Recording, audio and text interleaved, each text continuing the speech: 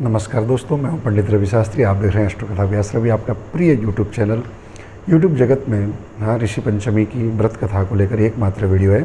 ऋषि पंचमी कब पड़ता है वर्षभर में, आप सबको पता चल ही जाता है इजीली, अखबार में नहीं तो आप गूगल कर लो यार, ऋषि पंचमी 2020 है ना, इस टाइप से आप गूगल कर लो, फ़ौरन मिल जाएगा।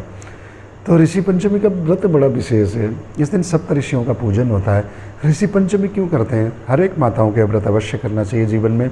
7 वर्ष पर्यंत तक इस व्रत को करके 7 वर्ष के बाद 8वें वर्ष में उद्यापन किया जाता है इसको। यहाँ पर आपको क्या करना है, अरुंधति सहित सप्त ऋषियों को सिंपलिटी में इसमें पूजन करनी होती है। ठीक है, देखिए इस दिन का नियम थोड़ा देखो, जो भी आपका मासिक धर्म होता है उसमें जो छुआछूत होती है वो भी अपवित्र है। देखो कोई भी कितनी राजनीतिज्ञ लोग अपनी राजनीति चमकाने के लिए ये कहें कि क्या हो गया तो हम तो मंदिर जाएंगे, ऐसी बातें करने वाले लोग कुछ भी कहें, परंतु ऋषियों ने जो हमें आज्ञा दी है उसके नियम से हमें चलना ही चाहिए।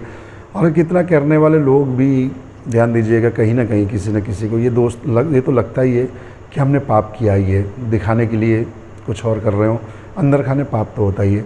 तो उस पाप, कोई सा भी वो छुआछूत संबंधित पाप, उस दोष को दूर करने के लिए माताओं के लिए विशेष व्रत है एक चंद्रायण व्रत। उसकी चर्चा आगे करेंगे, मौका मिलेगा तो आज हम कर रहे हैं ऋषि पंचमी के व्रत के बारे में। सिंपलिटी है, आपको क्या करना है, 8 दोने चावल के आप रखिएगा। ठीक है, 8 दोने चावल के खैर उसको भी स्किप कर दीजिए, अभी सब शुरू से ही चलते हैं। ऋषि पंचमी वाले दिन सुबह सुबह उठें, उस दिन साबुन तेल कुछ नहीं लगाना है, केवल तिल का तेल प्रयोग कर सकते हो। तिल की भी जो खल होती है ना, उससे बाल धोने का नियम है। और आपको पूरे 360 दातुन, अपामार्ग जिसको चिरचिटा बोलते हैं, या नीम का दातुन 360 काउंटिंग करके वो टुकड़े लेके आने, उससे दातुन करने, 360 ही कुल्ले करने। ठीक है, मिट्टी लगा के, मुल्तानी मिट्टी, तीर्थ की मिट्टी, गंगा जी का रेत, इससे मल के आपको स्नान करना है। स्नान करने के बाद अच्छे वस्त्र पहन लीजिए और हो जाइए पूजा के लिए तैयार। पूरे 7 वर्ष इस व्रत को करना होता है ना, मतलब वर्ष भर में एक व्रत। आपको सही बता रहा हूँ, कोई फालतू के उपाय की ज़रूरत नहीं है। वर्ष भर के सही व्रत एक एक कर लेंगे तो भी बात बन जाती है। और मैं कोशिश कर रहा हूँ अपने यूट्यूब के माध्यम से कि सभी व्रतों के बारे में आपको जानकारी दूँ। तो करना क्या है, आपको जब तैयार हो गए पूजा के लिए, बहुत कोई ख़ास चीज़ नहीं चाहिए इसमें। आपको ब्राह्मण देवता को बुला लें, कोई दिक्कत नहीं है। अगर नहीं भी बुला सकते, नहीं है पंडित जी, तो आपको बहुत शॉर्टकट तरीके से बताता हूँ। आपको 8 दोने में चावल रखिएगा। ठीक है, गणेश जी के निमित्त भी 1 दोना अलग से 9 दोने कर लीजिए। ठीक है, तो इसके जो वीडियो के थंबनेल में मैं सप्त ऋषियों के नाम भी दे रहा हूँ, है ना। तो उन अलग अलग ऋषियों और एक अलग जो माता है वो अरुंधति माता वशिष्ठ जी की पत्नी है, तो उनको भी इस तरीके से 7 ऋषि और 8वें माता, 9वें गणेश जी।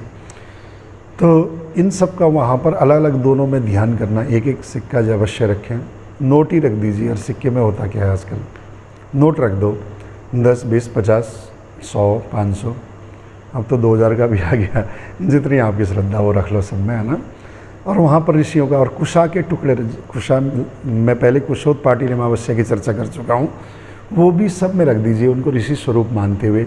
आप इनका चंदन, है ना, चावल, फूल से पूजन करें। कोशिश करें पीले फूल और सफ़ेद फूल का अधिक प्रयोग करें। बाद में तो अरुंधति से सप्त ऋषियों को भोग लगाएं। भोग लगाने के बाद आप लोग कथा सुनें। कथा बहुत सिंपल है, बहुत ढूंढा ऋषि पंचमी कथा को, सच बता रहा हूँ, आप लोगों के लिए बहुत मेहनत कर रहा हूँ। कहीं पे नहीं मिला, कहीं पे नहीं मिला। तो फिर बनारस में एक नेपाली जो वार्षिक रत्नावली, वर्ष भर के सभी त्यौहार नेपाल में बहुत तगड़ी मनाई जाती है ऋषि पंचमी, तो वहाँ पर मुझे थोड़ी सी कथा मिली जो शास्त्रीय प्रमाण युक्त है, तो उसको श्रवण करना है। सुनो, कथा मैं सुनाता हूँ। उसमें आप फूल, चावल, दक्षिणा हाथ में लीजिए, कथा श्रवण करते हैं। धूप दीप आपके जले हुए, आपने सब ऋषियों का पूजन कर लिया। ठीक है, जल का छींटा आपने अपने ऊपर डाल दिया। अब सुनते हैं कथा को। ध्यान दीजिएगा, इस व्रत को करने से पहले कम से कम 2 बार इस वीडियो को पूरा देखिएगा, तभी पूरा विधान समझ में आ जाएगा। वह जबकि मैं बहुत इजीली समझाता हूँ, तरीके से समझाता हूँ। दोस्तों, बोलो सप्त ऋषि भगवान की जय, अरुंधति माता की जय, गणपति आदि देवता की जय। ऐसा होता है कि एक बार पितृपक्ष का दिन चल हो रहा होता है एक घर में पति पत्नी और उनके बच्चे मज़े से आनंद ले रहे होते हैं। तो पितृपक्ष के दिन में क्या हो रहा होता है कि वो अपने पति ने पत्नी से कहा कि आज मुझे पितरों का तर्पण करना है, ब्राह्मण भोज कराना है, आप अच्छा अच्छा भोजन बनाना, आज पिताजी का दिन है। बोले अच्छा ज़रूर। उनने बड़े श्रद्धा से भोजन कराया, खीर भी बनाई साहब, मालपूड़े पकवान तरह तरह के, और 4-5 बना दी सब्जी, सूखी सब्जी, गीली सब्जी, रेसे वाली सब्जी, बहुत अच्छी ग्रेवी वाली सब्जी, सलाद काट दिया, हाँ अदरक मूली का कस बनाया, बहुत सुंदर सुंदर, सूखी भिंडी, सूखे आलू, बहुत सब्जी बनाई साहब, रायता बना दिया गाढ़ा दही का, उसको खाते ब्राह्मण देव के भी आनंद आ जाए साहब, हलवा, कई तरह के मिष्ठान।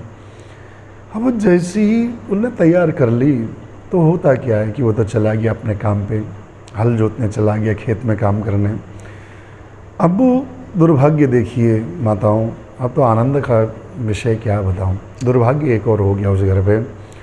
हुआ ये क्या हुआ पता है कि उसी घर में उसके माता पिता कुतिया के रूप में तो माँ, कर्मफल देखिए, और उस घर का बैल के रूप में पिता, उसी घर में उनका पुनर्जन्म हुआ था।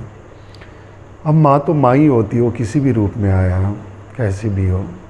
अब होता कि बहुरानी ने भोजन बनाया, खीर बना लिया, बनाने के बाद एक नाग देव, वो चली गई काम में, एक नाग देवता सांप लहराता हुआ पहुंचा किचन में, और किचन में पहुंचकर उसने उस खीर को चख लिया, चखा क्या उसने जहर छोड़ दिया उस पर। जो और ये कुतिया माँ देख रही थी, देखा तो अरे ये तो ये खीर ब्राह्मणों को खिलाएगा, फिर मेरे बच्चे से अपराध हो जाएगा, ऐसा सोच कर उसने उस खीर को छू लिया। छूने के बाद उसकी बहू ने मारा जोर से मूसल कि उसकी कमर टूट गई साहब कुतिया की। अब तो मामला बड़ा गड़बड़, और उसका आदमी भी आ गया बैल को लेके, तो अब तो रोने लगी वहाँ पर बैल के पास जाकर। वो जानती थी कि वो पूर्व जन्म का वो पति है उसका, अर्थात उस बेटे का माँ बाप ही थे। बोले आज मैंने ब्राह्मणों को बचाने के लिए, और इसको कोई दुख ना हो, ब्राह्मण लोग श्राप ना दें, भगवान का अपराध ना हो जाए, इसके लिए मैंने ऐसा ऐसा किया, बहू ने ऐसे मारा, कुछ भोजन भी नहीं है। तो बैल भी रोने लगा। आज मैं इसके माता पिता, हम आज माता पिता के निमित्त भोजन करा रहा है, सब निरर्थक है ये, क्योंकि आज सुबह से मुझे भी मारता हुआ जा रहा है। सारे जोतते टाइम में जब मुझे कुछ भूख प्यास लग रही थी तो कुछ ना देकर ही डंडे ही मारता रहा।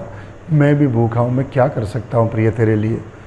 रो रहे थे ऐसे, हम रो रहे थे। अब उसी रात्रि को क्या हुआ, एक चमत्कार हो गया दोस्तों। एक कोई देव स्वप्न में आकर उसको कहा कि देख तूने कल जो श्राद्ध आदि किए सब निरर्थक हुए। बोले क्यों? तेरे माता पिता तो तेरे घर पे ही कुतिया और बैल के रूप में बैठे हुए हैं। अब तो बड़ा उसको झटका सा लगा। रात को ही उठा।